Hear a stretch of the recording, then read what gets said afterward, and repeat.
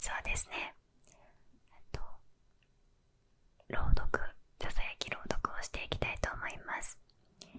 前回、宮沢賢治さんの注文の多い料理店を朗読いたしました。で、そちらのコメント欄で、リクエストをいただいた芥川龍之介さんのラジオ門を、今回朗読していきたいと思います。ちょっとね、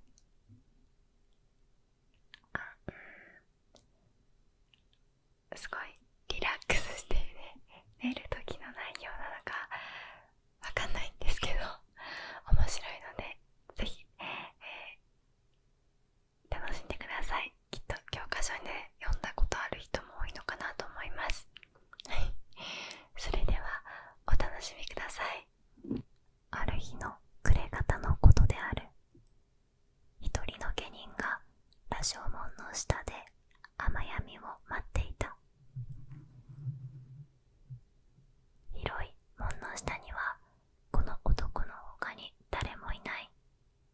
なぜかというと、この 2,3 年京都には地震とか津し風とか火事とか飢餓とかいう災いが続いて起こった。落中がその始末であるから、羅生門の修理などはもとより誰も捨ててみるものがなかった。すると、その荒れ果てたのを良いことにしてゴリが住む、盗人が住む、とうとうしまいには引き取り手のない死人をこの門へ持ってきて捨てていくという習慣さえできた。そこで日の目が見えなくなると、誰でも気味を悪がってこの門の近所へは足踏みをしないことになってしまったのである。その代わりまたガラスがどこからかたくさん集まってきた。ガラスはもちろん門の上にある死人の肉をついばみに来るのである。もっとも今日は刻限が遅いせいか一羽も見えない。下人は7段ある石段の一番上の段に洗いざらした紺の青の尻を据えて、右の方にできた大きなニキビを気にしながらぼんやり雨の降るのを眺めていた。作者はさっき下人が雨闇を待っていたと書いた。しかし下人は雨が止んでも格別どうしようというあてはない。普段ならもちろん主人の家へ帰るべきはずである。ところがその主人からは4、5日前に暇を出された。だから下人が雨闇を待っていたというよりも、雨に降り込められた下人が行きどころがなくて途方に暮れていたという方が適当である。雨は羅生門を包んで遠くからザーッという音を集めてくる。夕闇は次第に空を低くして見上げると、門の屋根が車に突き出したイラカの先に重たく薄暗い雲を支えている。どうにもならないことをどうにかするためには手段を選んでいるいとまはない。選んでいれば築地の下か道端の土の上で飢え死にをするばかりである。そしてこの門の上へ持ってきて犬のように捨てられてしまうばかりである。選ばないとすれば、下人の考えは何度も同じ道を停滞した挙句にやっと着した。しかしこのすればはいつまでたっても結局すればであった。下人は手段を選ばないということを肯定しながらも、このすればの型をつけるために当然その後に来るべき盗人になるより他に仕方がないということを積極的に肯定するだけの勇気が出ずにいたのである。下人は首を縮めながら山吹の風見に重ねた紺の青の肩を高くして門の周りを見回した。それから何分かの後である。羅生門の牢の上へ出る幅の広いはしごの中段に一人の男が猫のように身を縮めて息を殺しながら上の様子を伺っていた。牢の上から差す日の光がかすかにその男の右の方を濡らしている。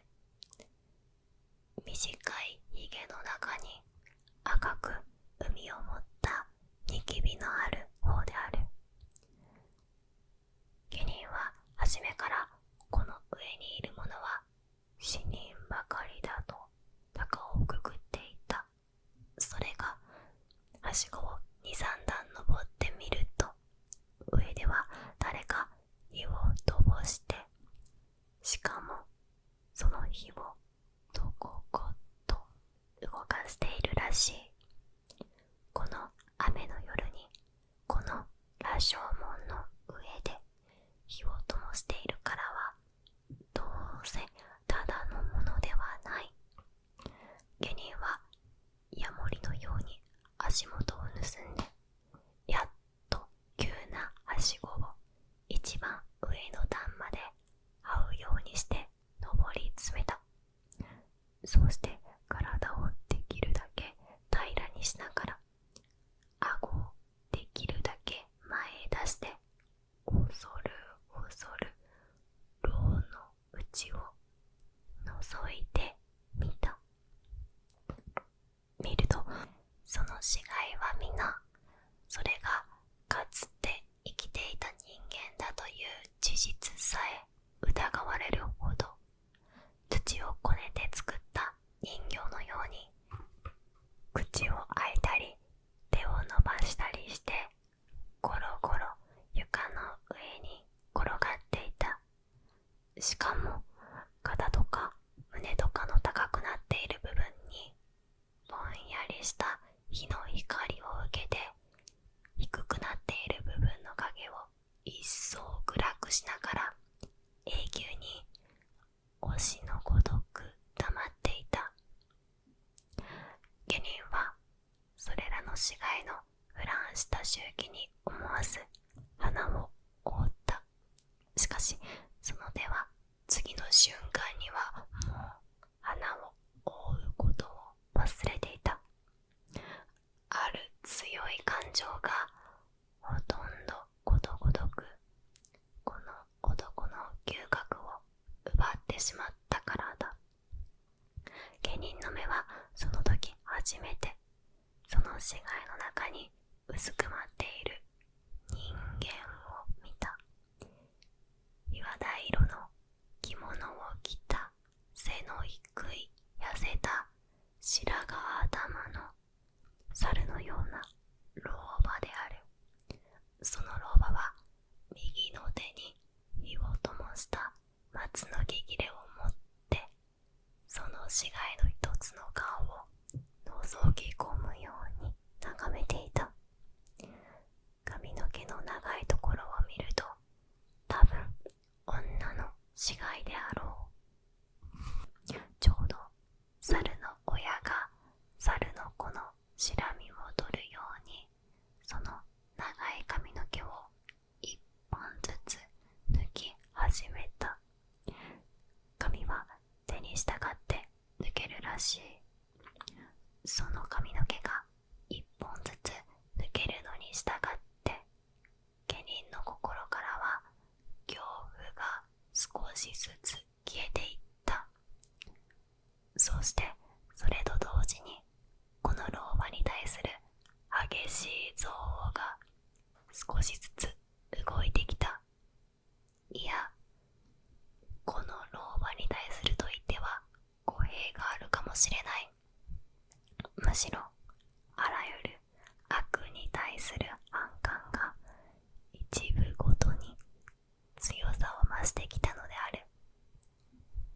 この時誰かがこの下人にさっき門の下でこの男が考えていた飢え死にをするか盗人になるかという問題を改めて持ち出したら、おそらく下人は何の未練もなく飢え死にを選んだことであろう。それほどこの男の悪を憎む心は老婆の床に刺した松の木切れのように勢いよく燃え上がり出していたのである。下人は両足に力を入れていきなりはしごから上へ飛び登った。老婆が驚いたのは言うまでもない。おのれ、どこへ行く。下人は老婆が死骸につまずきながら慌てふためいて逃げようとする行く手を塞いでこう罵った。二人は死骸の中でしばらく無言のままつかみ合った。下人はとうとう老婆の腕をつかんで無理にそこへねじ倒した。何をしていた。いえ、言わぬとこれだぞよ。下人は老婆を突き放すといきなり立ちの鞘を払って白い鋼の色をその目の前へ突きつけた。下人は初めて明白にこの老婆の生死が全然自分の意志に支配されているということを意識した。そうしてこの意識は今まで険しく燃えていた憎悪の心をいつの間にか冷ましてしまった。後に残ったのはただある仕事をしてそれが円満に成就した時の安らかな得意と満足度があるばかりである。そこで下人は老婆を見下しながら少し声を和らげてこう言った。どうしようというようなことはない。ただ今自分この門の上で何をしていたのか、それを俺に話しさえすればいいのだ。すると老婆はその喉からガラスの鳴くような声があえぎあえぎ下人の耳へ伝わってきた。この髪を抜いてな、この髪を抜いてな、かずらにしようと思うたのじゃ。下人は老婆の答えが存外平凡なのに失望した。そうして失望すると同時にまた前の憎悪が冷ややかな部別と一緒に心の中へ入ってきた。するとその景色が先方へも通じたのであろう。老婆は口ごもりながらこんなことを言った。なるほどな。死人の髪の毛を抜くということはなんぼ悪いことかもしれぬ。じゃがここにいる死人どもはみんなそのくらいなことをされてもいい人間ばかりだぞよ。現在私が今髪を抜いた女などはな、蛇を四寸ばかりずつに切って干したのを干し魚だと言うて立脇の陣へ売りにいんだわ。わしゃこの女のしたことが悪いとは思うていぬ。せねば死にをするのじゃで仕方がなくしたことであろう。されば今またわしのしていたことも悪いこととは思わぬぞよ。これとでもやはりせねば飢え死にをするじゃで仕方がなくすることじゃわいの。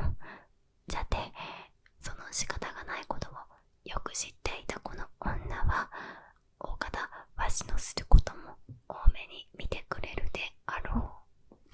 老婆は大体こんな意味のことを言った。下人は太刀を鞘に収めてその太刀の塚を左の手で押さえながら冷然としてこの話を聞いていた。もちろん右の手では赤く頬に海を持った大きなニキビを気にしながら聞いているのである。しかしこれを聞いているうちに下人の心にはある勇気が生まれてきた。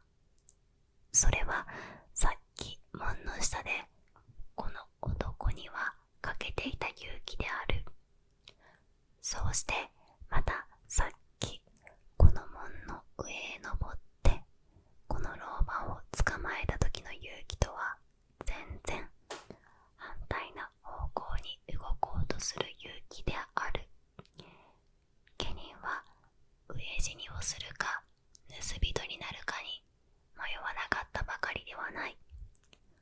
その時のこの男の心持ちから言えば飢え死になどということはほとんど考えることさえできないほど意識の外に追い出されていた。きっとそうか。老婆の話が終わると下人はあざけるような声で念を押した。そうして一足前へ出ると不意に右の手をニキビから離して老婆の襟髪をつかみながら噛みつくようにこう言った。では俺がひはぎをしようと恨むまいな。俺もそうしなければ飢え死にをする体なのだ。下人は素早く老婆の着物を剥ぎ取った。それから足にしがみつこうとする老婆を手荒く死骸の上へ蹴落とした。はしごの口まではわずかに甲を数えるばかりである。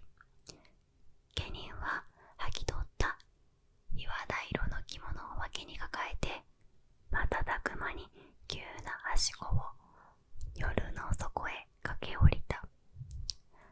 しばらく死んだように倒れていた老婆が死骸の中からその裸の体を起こしたのはそれから間もなくのことである。老婆はつぶやくようなうめくような声を立てながらまだ燃えている火の光を頼りにはしごの口まで張っていった。そうしてそこから短い白髪を逆さまにして門の下を覗き込んだ。外にはただ黒とうとうたる夜があるばかりである。下人の行方は誰も知らな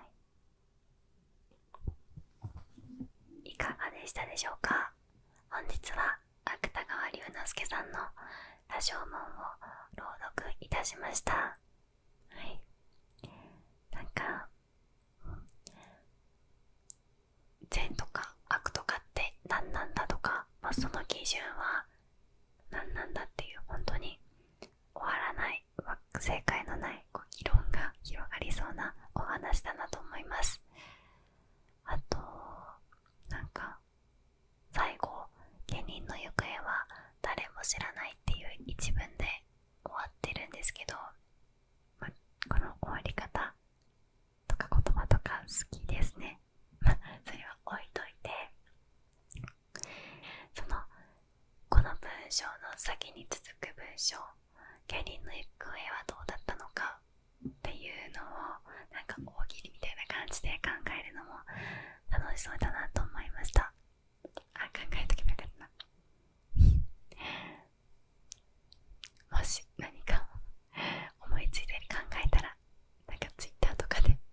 言います。発表します。皆さんもいろいろと考えてみてください。あとまたリクエストがありましたらコメント欄や Twitter で教えて